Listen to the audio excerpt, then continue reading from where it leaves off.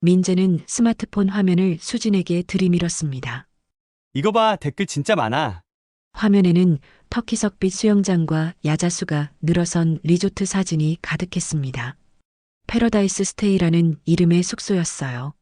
가격은 4박 5일에 1인당 35만 원. 공항 픽업부터 조식, 석식까지 포함된 가격이었습니다. 수지는 리뷰란을 천천히 내렸습니다. 한국어 댓글들이 줄지어 보였어요. 가성비 미쳤어요. 사진보다 실물이 더 예뻐요. 직원들 친절하고 한국말도 잘해요. 3년 만에 해외여행이었습니다. 코로나 이후 처음 떠나는 여행이었어요.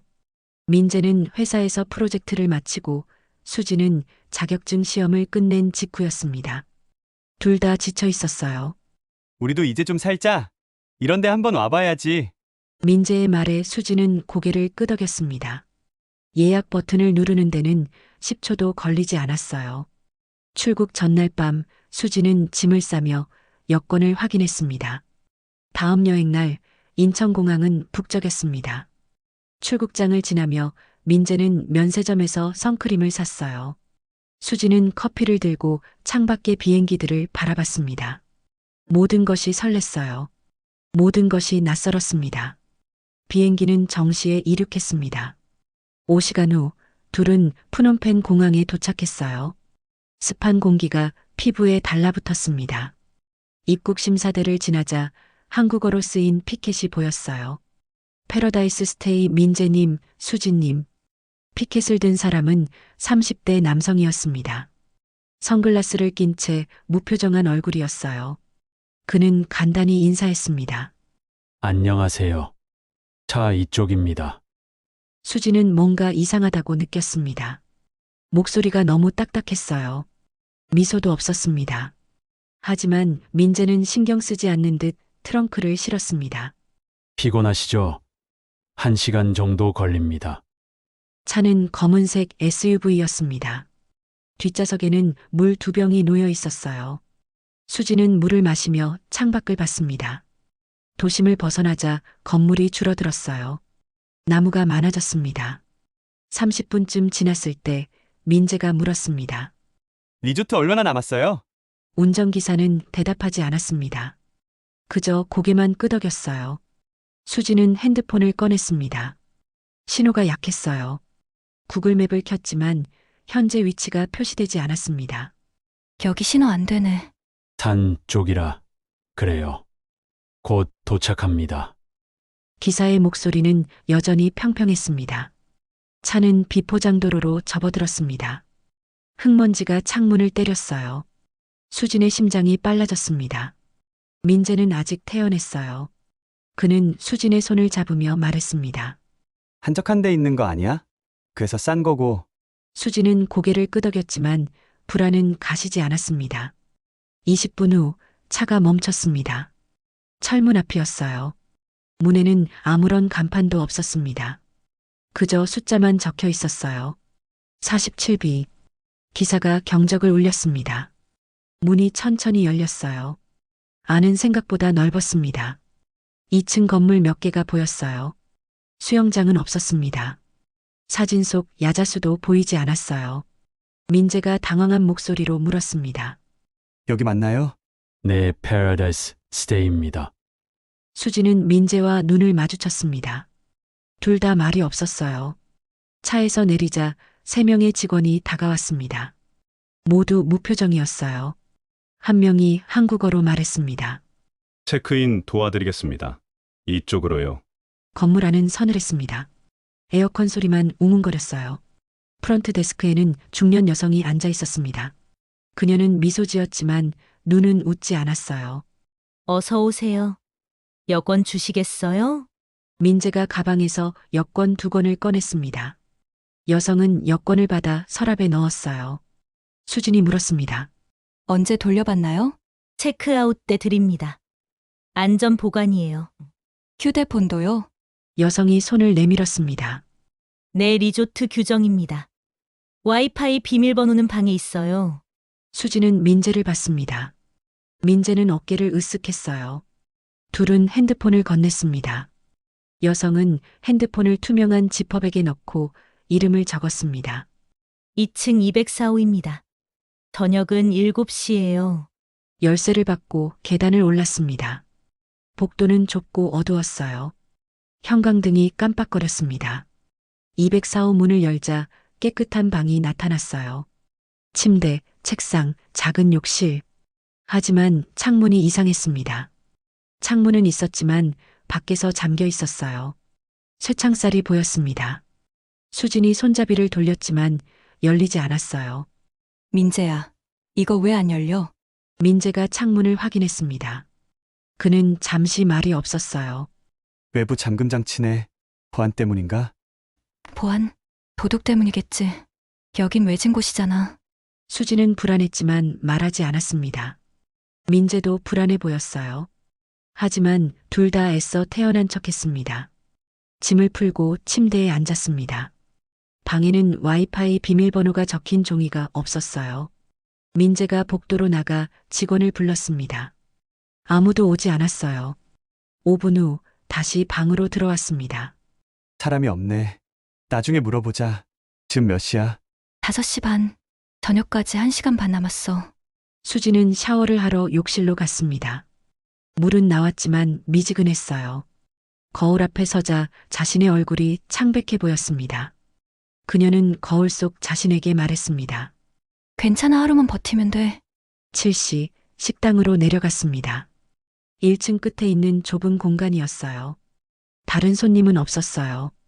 직원 한 명이 쟁반을 들고 왔습니다. 밥, 국, 반찬 3가지. 모두 한국 음식이었습니다. 맛있게 드세요. 직원은 쟁반을 내려놓고 바로 나갔습니다. 민재가 숟가락을 들었지만 먹지 않았어요. 수진도 마찬가지였습니다. 이상하지 않아?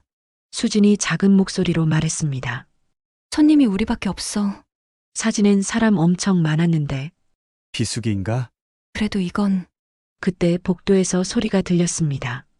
발소리였어요. 여러 명이 걷는 소리였습니다. 수지는 식당 문 쪽을 봤어요. 문틈으로 그림자들이 지나갔습니다. 민재야. 응? 저 사람들 뭐야? 민재가 일어나 문 쪽으로 갔습니다. 문을 살짝 열었어요. 복도에는 아무도 없었습니다. 하지만 멀리서 문 닫히는 소리가 들렸어요. 밤 10시 수지는 잠들지 못했습니다. 민재는 침대에 누워 천장을 보고 있었어요. 밖에서 이상한 소리가 들렸습니다. 속삭임 같은 소리였어요. 수지는 침대에서 일어나 귀를 기울였습니다. 오늘 들어온 커플 2층 격리실로 내일 아침 브리핑. 수진의 손이 떨렸습니다. 민재를 흔들었어요. 민재야, 저거 들려? 민재가 벌떡 일어났습니다. 둘은 문 앞으로 갔어요. 문틈으로 복도를 봤습니다. 2명의 남자가 서 있었어요. 한 명은 태블릿을 보고 있었습니다. 내일 새벽 5시 촬영 준비. 알겠습니다. 남자들은 계단 쪽으로 사라졌습니다. 수지는 민재를 봤어요. 민재의 얼굴은 창백했습니다. 우리 빨리 나가야 해. 아침 6시 수지는 눈을 떴습니다. 옆자리가 비어 있었어요. 민재가 없었습니다. 화장실 문이 열려 있었어요. 안에도 없었습니다. 민재야? 대답이 없었습니다. 하지만 책상 위에 뭔가 놓여 있었어요. 수지는 다가갔습니다. 작은 메모지였어요. 민재의 글씨였습니다. 수진아, 아침 일찍 직원이 깨웠어. 투어 프로그램이래. 너 자고 있길래 안 깨웠어. 금방 올게. 뭔가 이상하면 혼자라도 나가. 사랑해. 수진의 손이 떨렸습니다. 투어 프로그램? 신청한 적 없었어요. 그녀는 메모를 주머니에 넣고 방문을 열었습니다. 복도는 조용했습니다. 1층으로 내려갔어요. 프런트에는 어제와 다른 직원이 앉아 있었습니다. 저기요, 204호 손님인데요. 같이 온 남자분 어디 갔어요? 직원은 컴퓨터를 보지도 않고 대답했습니다.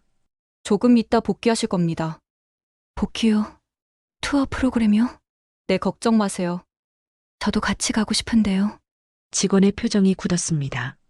예약이 꽉 찼습니다. 방으로 돌아가 계세요. 수지는 더 묻고 싶었지만 직원의 눈빛이 날카로워졌습니다.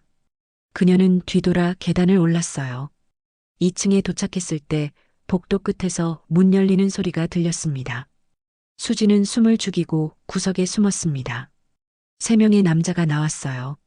그들은 큰 가방을 들고 있었습니다. 가방이 흔들렸어요. 안에 뭔가 들어있는 것 같았습니다. 남자들이 계단으로 내려가자 수지는 그 방으로 갔습니다. 문이 살짝 열려 있었어요. 안을 들여다봤습니다. 방은 텅 비어 있었습니다. 침대도 책상도 없었어요. 벽에 무언가 붙어 있었습니다. 수지는 안으로 들어갔어요. 종이가 테이프로 붙어 있었습니다. 근로규정 외출 금지 계약 종료 전 연락 금지 위반 시 처벌. 수진의 손이 떨렸습니다. 이건 리조트가 아니었어요. 감금시설이었습니다. 그녀는 복도로 나와 계단을 내려갔습니다. 1층 프런트는 비어 있었어요. 수지는 건물 밖으로 나갔습니다. 마당에는 트럭 한 대가 서 있었어요. 트럭 짐칸에 사람들이 타고 있었습니다. 10명 정도였어요. 모두 20대에서 30대로 보였습니다. 그리고 그 안에 민재가 있었어요. 민재야! 수진이 소리쳤습니다. 민재가 고개를 돌렸어요. 그의 눈이 커졌습니다. 입을 열려 하는 순간 누군가 그의 어깨를 붙잡았어요. 조용히 해. 선글라스를 낀 남자였습니다. 공항에서 봤던 기사였어요. 그는 민재를 트럭 안쪽으로 밀어 넣었습니다. 수진이 뛰어가려 하자 누군가 그녀의 팔을 잡았어요. 어디 가세요? 프런트 여직원이었습니다. 그녀의 목소리는 더 이상 친절하지 않았어요. 남편이요. 저 사람 제 남편이라고요. 남편이 아닙니다. 근로자예요. 뭐라고요? 방으로 돌아가세요. 안 그러면 당신도 실어보낼 겁니다. 여직원의 소나기가 세졌습니다. 수지는 발버둥 쳤지만 소용없었어요. 트럭이 출발했습니다. 민재가 뒤를 돌아봤어요. 그의 입이 움직였습니다. 도망쳐. 트럭이 철문을 빠져나갔습니다. 문이 다시 닫혔어요. 수지는 바닥에 주저앉았습니다. 여직원이 그녀를 일으켜 세웠어요. 2층으로 올라가요, 지금. 수지는 끌려가듯 계단을 올랐습니다. 방문이 열렸어요. 안으로 밀려 들어갔습니다. 문이 닫히는 소리가 들렸어요. 그리고 자물쇠 채우는 소리. 수지는 문을 두들겼습니다. 열어요. 열어달라고요. 아무 대답이 없었습니다. 그녀는 바닥에 앉아 울었어요. 주머니에서 민재의 메모를 꺼냈습니다. 떨리는 손으로 다시 읽었어요. 뭔가 이상하면 혼자라도 나가. 민재는 알고 있었습니다. 뭔가 잘못됐다는 걸. 그래서 메모를 남긴 거였어요. 수지는 메모를 가슴에 꼭 안았습니다. 그리고 창문을 봤습니다. 밤 11시 빗소리가 들렸습니다. 폭우였어요. 천둥이 쳤습니다. 수지는 창문 앞에 섰어요. 말대로 프레임을 확인했습니다. 오래된 목재였어요. 벌레 먹은 자국이 보였습니다. 그녀는 침대 프레임을 분해했습니다. 쇠파이프를 빼냈어요. 무거웠습니다. 숨을 고르고 창문 프레임을 내리쳤어요. 쿵! 너무 큰 소리였습니다. 수지는 멈춰 섰어요. 복도에서 발소리가 들렸습니다. 그녀는 침대 뒤에 숨었어요. 문 앞에서 발소리가 멈췄습니다. 뭐야? 남자 목소리였습니다. 비소리 아니에요? 확인해봐. 열쇠 돌아가는 소리가 들렸습니다. 수지는 파이프를 꽉 쥐었어요. 문이 열렸습니다. 손전등 불빛이 방을 훑었어요. 아무것도 없는데. 그럼 됐어. 가자. 문이 다시 닫혔습니다. 자물쇠 채우는 소리, 발소리가 멀어졌어요. 수지는 10분을 기다렸습니다. 다시 파이프를 들었습니다. 이번에는 프레임 아래쪽을 노렸어요. 조금씩 천천히 쳤습니다. 나무가 갈라졌어요. 한 번 더 치자 프레임이 떨어졌습니다. 창문이 열렸습니다. 쇠창살이 문제였어요. 수지는 파이프로 창살을 밀었습니다. 움직이지 않았어요. 다시 힘을 줬습니다. 창살이 조금 휘었어요. 15분 후 창살 한 개가 빠졌습니다. 몸을 빠져나갈 틈이 생겼어요. 수지는 침대 시트를 찢어 묶었습니다. 창문 손잡이에 묶고 밖으로 던졌어요. 시트를 잡고 몸을 빠져나갔습니다. 비가 얼굴을 때렸어요. 손이 미끄러졌습니다. 아래를 봤어요. 3미터 정도였습니다. 수지는 숨을 참고 시트를 놨어요. 쿵! 발목에 충격이 왔습니다. 아팠지만 일어설 수 있었어요. 주위를 둘러봤습니다. 건물 외벽을 따라 담장이 보였어요. 2미터 높이였습니다. 수지는 담장으로 뛰었습니다. 비에 땅이 질퍽했어요. 신발이 벗겨졌지만 신경 쓰지 않았습니다. 담장 아래 쓰레기통을 발견했어요. 쓰레기통을 밟고 담장 위로 올라갔습니다. 담장 위에서 뒤를 봤습니다. 건물 2층에 불이 켜졌어요. 누군가 창문을 열었습니다. 여기! 도망쳤어! 소리가 들렸습니다. 수지는 담장 너머로 뛰어내렸어요. 숲이었습니다. 나무와 덤불이 빽빽했어요. 그녀는 앞만 보고 뛰었습니다.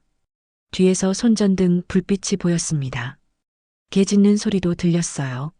수지는 더 빨리 뛰었습니다. 나뭇가지가 얼굴을 핥히었어요. 발에서 피가 났습니다. 총소리였습니다. 수지는 바닥에 엎드렸어요. 심장이 터질 것 같았습니다.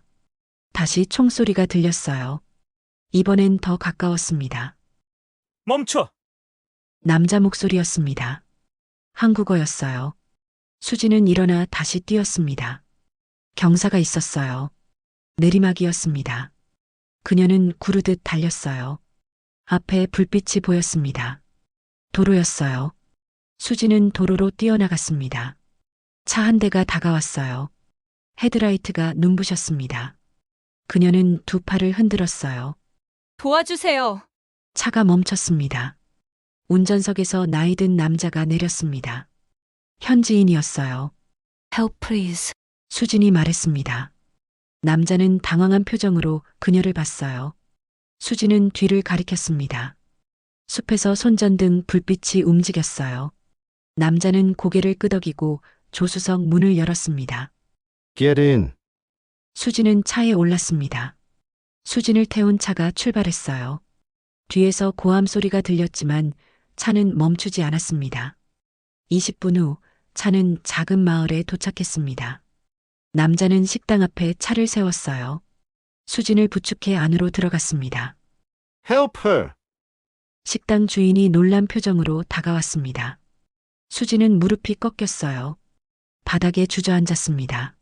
Korean Embassy. 그녀는 그 말만 남기고 정신을 잃었습니다. 병원 침대였습니다. 하얀 천장이 보였어요. 수지는 눈을 떴습니다. 옆에 한국 여성이 앉아 있었어요. 30대 정도로 보였습니다. 계셨네요. 저는 대사관 직원입니다. 여성이 부드럽게 말했습니다. 수지는 몸을 일으켰어요. 팔에 링거가 꽂혀 있었습니다. 여기가 어디죠? 프놈펜 병원입니다. 안전해요. 수지는 주위를 둘러봤습니다. 병실 문 앞에 경찰이 서 있었어요. 여성이 물을 건넸습니다. 천천히 드세요. 몸 상태는 괜찮습니다. 탈수랑 찰과상 정도예요. 민재는요? 수진이 물었습니다. 여성의 표정이 어두워졌어요. 같이 오신 분 말씀이시죠? 네, 민재요. 찾았어요? 아직입니다. 경찰이 수색 중이에요. 수진의 눈에서 눈물이 흘렀습니다. 여성이 그녀의 손을 잡았어요. 최선을 다하고 있습니다. 당신이 알려준 위치로 출동했어요. 그 사람들은요? 잡았어요? 건물은 비어 있었습니다. 흔적만 남아 있었어요. 수지는 고개를 떨궜습니다. 여성이 조심스럽게 물었어요. 그 리조트 이름 기억하시나요? 예약 사이트나 연락처라도요. 수지는 떨리는 목소리로 대답했습니다. 없었어요. 간판도 정확한 주소도 그냥 파라다이스 스테이라고만 써 있었어요. SNS에서 봤어요. 근데 지금 찾아보니까 사라졌죠? 대사관이 말했습니다. 수지는 고개를 끄덕였어요. 계정도 없고 리뷰도 다 지워졌어요. 처음부터 없었던 것처럼. 그런 수법입니다. 가짜 계정으로 홍보하고 예약받고 흔적 지우고. 민재는 살아있을까요? 여성은 대답하지 못했습니다. 그녀는 수진의 손을 꽉 쥐었어요. 일주일 후 수진은 인천공항에 도착했습니다. 부모님이 마중 나와 있었어요. 어머니는 수진을 보자마자 울음을 터뜨렸습니다. 엄마, 괜찮아, 괜찮아. 아버지가 짐을 들었습니다. 세 사람은 공항을 빠져나왔어요. 집에 도착했습니다. 수진의 방은 그대로였어요. 침대, 책상, 여행 가기 전 놓아둔 가방. 그녀는 가방을 열었습니다. 민재가 선물하려고 샀던 선크림이 들어 있었어요. 수진은 선크림을 꺼내 들었습니다. 뚜껑을 열었어요. 민재 냄새가 났습니다. 그녀는 선크림을 안고 울었습니다. 한 달이 지났습니다. 대사관에서 연락이 왔어요. 구조자 명단에 민재 이름은 없었습니다. 경찰은 수사를 계속하고 있지만 진전이 없었어요. 수진은 민재 부모님을 만났습니다. 민재 어머니는 수진을 탓하지 않았어요. 그저 같이 울었습니다. 우리 아들 꼭 살아서 돌아올 거예요. 네. 꼭요. 하지만 둘 다 알고 있었습니다. 희망은 점점 작아지고 있다는 것을. 어느 날 저녁 수진은 뉴스를 봤습니다. 캄보디아 관련 뉴스였어요. 캄보디아 불법 감금시설에서 한국인 남녀 실종 스캠 콤파운드 조직 일당 3명 검거. 수진은 화면을 응시했습니다. 검거된 사람들 얼굴이 나왔어요. 공항 픽업 기사도 있었습니다. 하지만 민재는 없었어요. 뉴스는 계속됐습니다. 경찰은 추가 피해자 구도를 위해 국제공조 수사를 진행 중입니다. 수진은 TV를 껐습니다. 방은 고요했어요. 창밖에서 빗소리가 들렸습니다. 그날 밤 폭우처럼 그녀는 노트북을 열었습니다. 민재와 찍은 사진들이 있었어요. 공항에서, 비행기 안에서, 그리고 마지막으로 그 건물 앞에서. 마지막 사진 속 민재는 웃고 있었습니다. 수진도 웃고 있었어요. 둘 다 몰랐습니다. 그게 마지막 사진이 될 줄. 수진은 사진을 저장하고 파일 이름을 바꿨습니다. 우리는 여행객이 아니었다. 그녀는 창밖을 봤습니다. 비는 여전히 내리고 있었어요. 어둠 속에서 그녀의 목소리가 흘러나왔습니다. 우린 여행객이 아니었어요. 이미 상품 목록에 있던 이름이었죠. 그녀는 작은 목소리로 말했습니다. 수진은 노트북을 닫았습니다. 방은 다시 어두워졌어요. 빗소리만 들렸습니다. 끝없이 멈추지 않는 빗소리. 그리고 민재는 여전히 돌아오지 않았습니다.